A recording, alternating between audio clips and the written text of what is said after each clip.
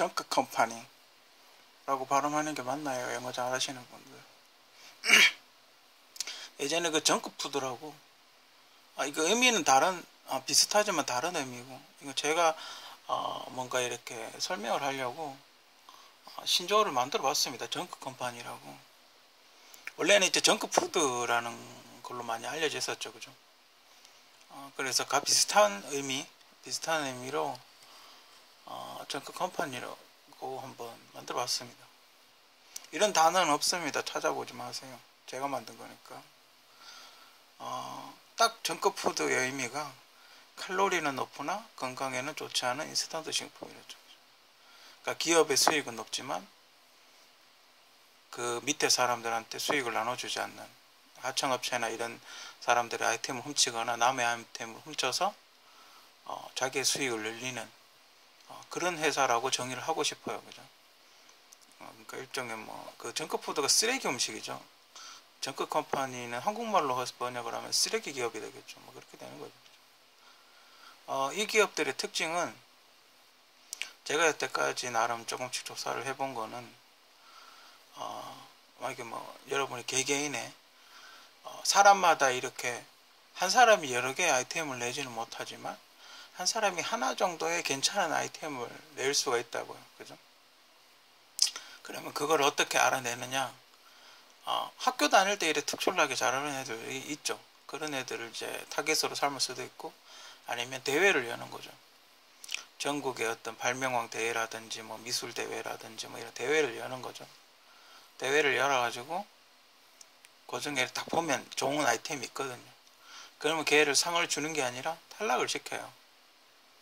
탈락을 시키고 다른 애를, 그러니까 그 대회를 주관하는 주관사 친구를 대상을 주죠. 그리고 이 친구는 이제 탈락을 시키고 다음 대회, 그러고 또 짧은 기간 안에 다음 대회를 열어요. 그리고 이 친구의 아이템을 비슷하게 수정해 가지고 다른 놈이 올리죠. 그리고 걔가 대상을 받고, 얘는 이제 수상을 입상을 못했으니까 기억 속에서 사라지고, 얘가 얘 아이템을 훔쳐서 대신 이제 이 친구는 모여할색을 안 맞는다든지 무료로 배포하겠다든지 이딴 짓거리를 하고 있죠. 그런 식으로 짜고 하는 거예요. 그죠? 그리고 이 사람들이 더 악질적으로 하는 건 뭐냐면, 이 친구의 어떤 컴퓨터나 사람을 붙이죠. 컴퓨터부터 시작해서 집을 이렇게 몰래카메라 비슷한 걸 설치를 해요. 이 친구가 어떤 아이템을 갖고 있는, 어떤 연구를 하는지, 왜냐면 굉장히 돈이 되는 아이템이니까. 그죠? 해킹을 하고 사람을 붙이고, 처음에는 일단 그냥 훔쳐요. 모르는 거 눈치 못 챈 것 같으면 그냥 훔치고, 그러고 이제 뒷조사를 해요. 이 친구 약점을 잡아야 되니까 SNS를 뒤진다든지, 해킹을 하다 보면 이 친구가 혹시나 야한 동영상 같은 걸 보거나 사이트를 갈 수도 있겠죠. 그죠? 그러면 그걸 딱 캐치를 해 놓는 거예요. 그죠? 그러니까 나중에 소송할 때 그런 걸 끄집어내는 거예요. 야, 너 좋은 거 보던데 이런 식으로 끄집어내는 거예요. 그죠? 너도 불법 다운로드 같은 거 하지 않았냐? 너도 친구한테 CD 굽어주지 않았냐? 이런 식으로 이야기를 하는 거예요. 그죠? 전혀 소속 그거랑 상관없는 건데, 그런 식으로 이제 공격을 하는 거죠. 그리고 이제 이 친구의 사생활을 방송국에서 써요. 압박을 하는 거죠. 그러면서 이제 약간 멘탈이 만약에 약한 친구는 정신병 같은 게 걸려요. 멘탈이 강하면 이겨내는데, 멘탈이 좀 약한 친구는 정신병 같은 거 걸려서 자살을 하거나 이러죠. 그러면 거기서 끝나니까. 그러면 얘들이 그냥 먹는 거예요. 그죠? 그걸 좀 이야기 해주는 게 정크 컴퍼니라고. 그죠? 제가 그렇게 정의를 한 거예요. 그리고 나서 만약에 그것도 이겨냈다? 근데 이 친구한테서 연타석으로 아이템이 계속 좋은 게 나왔다? 그러면 일단 살려는 둬요. 살려는 주면서 병신을 만들어요. 바깥에 못 나가게. 왜냐면 취직을 하거나 해버리면 아이템을 안 낼 테니까. 그죠? 활동력이 떨어지게 약을 먹이는 거죠. 농약 같은 거. 몸이 여기저기 아파서 어떤 육체적인 노동을 못하게끔 막아버리는 거죠. 육체적인 노동을 하게 되면 피곤해서 아이템을 안 낼 거 아닙니까?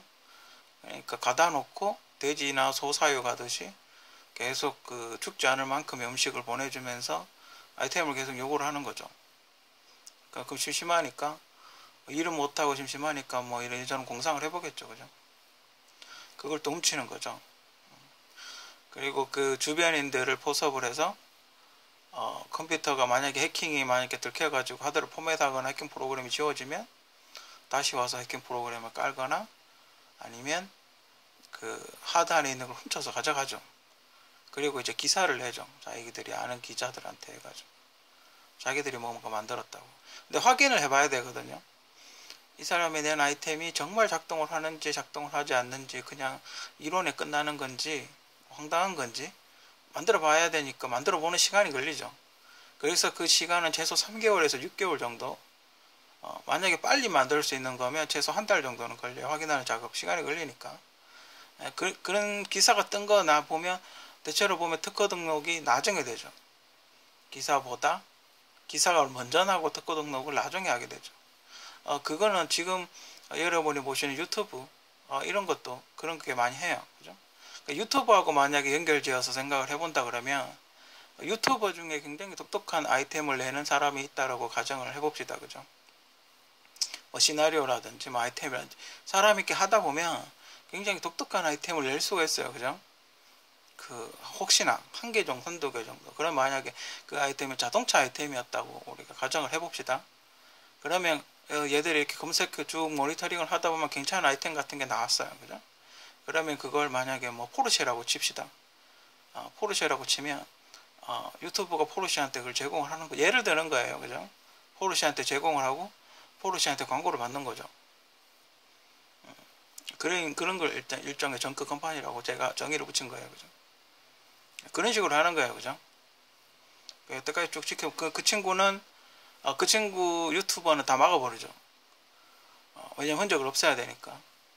이 친구가 독특한 아이템을 낸 친구는 일정 기간 하게 만들어 놓고 다 막고 댓글도 못 달게 하고 다 막아버리고 차단을 다 해버리고 누르면 에러 난다고 계속 에러 나거나 아니면 탈퇴한 유튜버라고 이렇게 그 공지를 올려버리죠. 그래서 사람들은 그럼 클릭을 안 하겠죠. 그죠? 그렇게 해서 소위 말해 쫓아내고 아이템을 먹는 거죠. 대부분 보면 유튜버들이 뭐 그렇게 아이템이 나올 것 같은 그런 유튜버들은 거의 없어요. 그죠? 대부분 보면 지상파 방송에 하던 걸, 특히 아프리카 TV 같은 거 보면 대부분 지상파에서 했던 포맷을 그냥 그대로 쓰거든요. 그죠? 그래서 뭐 그렇게 똑똑한 아이템이 나올 건 없어요. 그 대부분 또 기초과학이고 원래 있던 거고. 그죠? 원래 있던 거를 활용을 해서 유튜브를 하기 때문에 뭐 게임 같은 것도 게임 플레이 하는 거 가지고는 저작권을 받기가 힘들죠. 그죠? 어차피 게임이라는 게 이미 만들어져서 나오는 거니까. 해봐야 먹방인데, 먹방도, 솔직히 이걸 주장을 하긴 힘들죠. 그죠? 그냥 그 먹방으로 예를 들면, 분명히 먹방도 누군가가 최초로 방송 포맷을 만든 사람이 있을 거예요. 그죠? 그 예전에 어떤 거 보니까, 소가 염을 먹는 거를 틀어놨더니, 그게 조회수가 올라가서 먹방이 시초가 됐다 뭐 이렇게 이야기를 하던데 어쨌든 최초로 먹방을 시도한 사람이 있을 거란 말이죠. 그러면 그 저작권은 그 먹방을 최초로 했는 사람한테 있는 거예요. 그죠? 그럼 일정 만약 그 사람이 로열티를 요구한다라고 했을 때 로열티를 줘야 되는 거죠. 근데 지금 무료로 이렇게 뿌리는 것처럼 그렇게 이야기를 하죠. 하나의 그냥 문화 현상인 것처럼 그렇게 이야기를 하죠. 원래는 줘야 돼요, 로열티를. 그렇잖아요. 그죠? 그 방송 포맷인데 방송 포맷 하나 짜기가 얼마나 힘든데. 그죠? 전 세계적으로 방송 포맷 만약에 그런 거 있잖아요. 왜? 그 김병만의 정글 하잖아요. 그런 포맷이 외국에도 있단 말이죠. 그러면 만약에 어떤 회사에서 미국의 어떤 회사에서 그런 정글을 탐험하는 포맷으로 방송 프로그램을 만들었다. 근데 정글 한국에서 비슷한 포맷으로 정글 그 같은 프로그램을 만들었다. 그러면 로열티를 줘야 돼요. 그렇게 로열티를 기업들은 그렇게 식으로 로열티 요가지면 개인이 만든 그런 포맷은 그냥 써버리는 거죠. 그냥 일반화를 시켜버리는 거죠.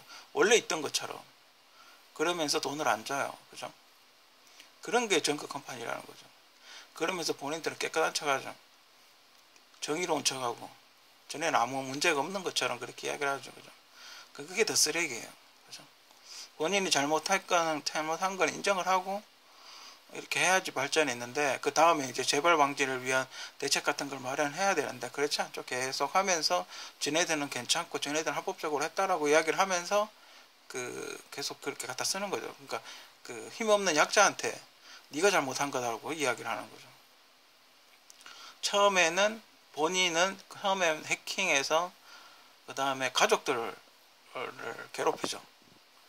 교통사고를 낸다든지 병신을 만든 경고를 하는 거죠. 그죠? 그리고 나서 그것도 안 되면 본인을 각종 사고를 주장해서 죽이는 거죠. 소송을 하게 된다면 우리나라 교통사고 사망자 중에 대부분 아마 뒷조사해 보면 소송하는 사람은 굉장히 많을걸요. 소송하는 사람이거나 그 가족이거나. 그죠? 지금 한 달에 거의 100명 정도가 교통사고로 사망을 한다는데, 그죠? 별거 아니죠. 그 사람들이 얻는 이익에 비해서 뭐 5톤짜리 트럭 같은 걸 하나 받아버리면 현대차 같은 경우는 쿠킹 오일 되니까, 그죠? 자연스럽게 죽이죠. 브레이크 액을 뽑아버린다든지, 그죠? 브레이크 오일 같은 거를 밤에 가서 뽑아버리는 거죠. 차를 잘하는 사람 보내가지고, 그죠? 그러면 헐렁하게 해버리면 브레이크를 사람이 이렇게 밟지 않습니까? 시내 주행 하다 보면 브레이크를 이렇게 계속 밟는다고요. 그죠? 그러면 조금씩 압력이 가면서 이렇게 조금씩 느슨해지면서 나중에는 브레이크가 다 빠져버리면 한쪽으로 기울면 한쪽으로 브레이크가 안 잡히면서 확 돌아버리죠. 그런 거 많이 해요. 그죠? 그런 거 보면 이제 나중에 보면 원인이 밝혀지기가 힘든 거죠. 그죠? 브레이크를 뽑아버리니까.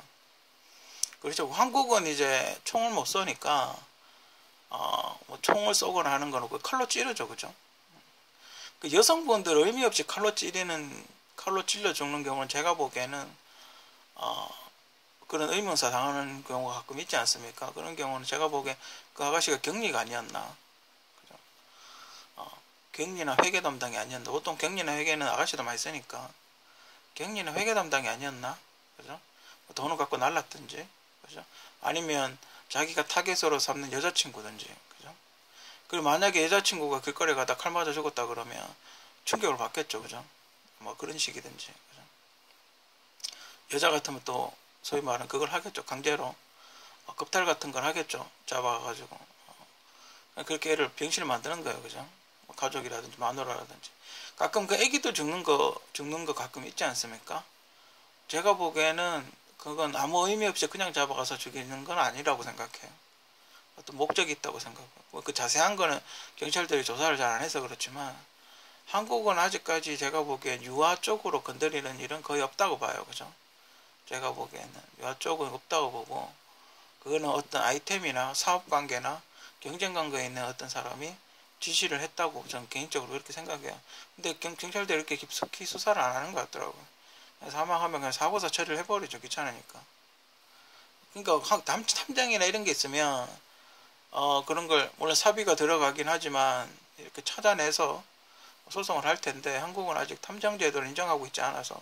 흥신소나 이런 건 있지만 흥신소가 증거 제시하는 거는 법정에서 증거 인정이 안 되죠. 그죠? 불법 증거물이기 때문에 압박은 할 수 있죠.